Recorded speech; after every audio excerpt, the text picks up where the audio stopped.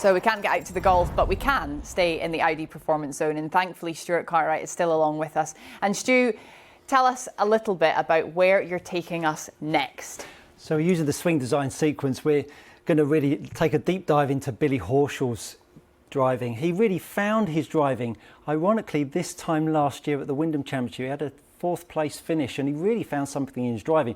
And I think it might have been in his grip. The club face is crucial, obviously, as we know, in all golf swings, and again, exhibiting exactly the same grip as Shane Lowry did. But what I want to draw us attention to is how he moves into his backswing. So we're going to take a look at the chest sway and the pelvis sway that Sportsbox offers up as a measurement. And as we take Billy into the backswing, we see a very different top of backswing, and we now see a chest sway of some 2.5 inches, 2.6, and a lower body of 1.7. So he's moved off the golf ball way more than Shane does.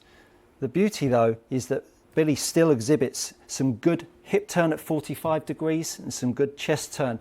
So there's some good separation, and I want to draw attention to that right knee, because I'm going to talk about that and how we can use that knee in our backswing to really improve our turn at the top of the backswing. As Billy at the top of the backswing is set, we see a much wider backswing. So the gap between the club shaft and Billy's head is much, much wider, which a lot of golfers have really worked on over the years. And we see a bit of a straighter left arm in Billy's game. And because of that, as Billy starts to work down, he has more width in his golf swing than Shane does. And all of a sudden, down at strike, look at how Billy really lines the shaft up, a bit more so than Shane did. But look at the separation value compared to Shane. We've got 7 degrees. Shane was up at 10 degrees almost of difference between his upper body and lower body. So a much different body action. And I think that's good for golfers to realise that we just don't need to do it one way. Yeah. But what we do have is an opportunity to measure and make sure that we can use our body in the way that suits us best. So what can we learn from Billy's magic with his driver?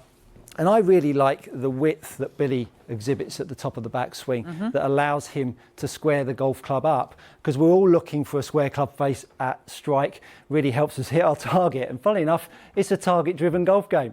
So the first thing first is really make sure that you've got that grip in the right place. You saw it a moment ago, so do really place that left hand in a good spot where you start to feel that crease down here, because that's really going to apply pressure on the golf club down through strike.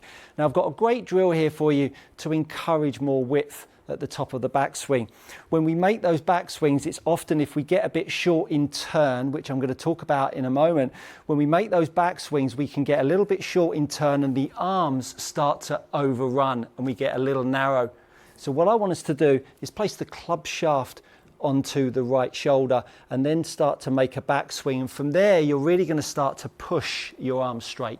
Both of them, your right arm too. And now all of a sudden, we're able to see that we've got much more gap between the shaft and the right shoulder at the top of the backswing, which really allows to square the club face up down at strike and not get that handle too far forwards. So a great little drill is to make those backswings with laying the shaft at the top onto your right shoulder, then making that backswing where you push the arms away, and from there, you're really looking to make that downswing from what will feel like a much wider position to allow that club face to square up down at the bottom of the ball. It's a bit of a squarey prospect, even on live TV, but I think I did okay. You did unbelievably well. You caught me off guard there, Stu, from the top of the backswing. I wasn't expecting you to unleash.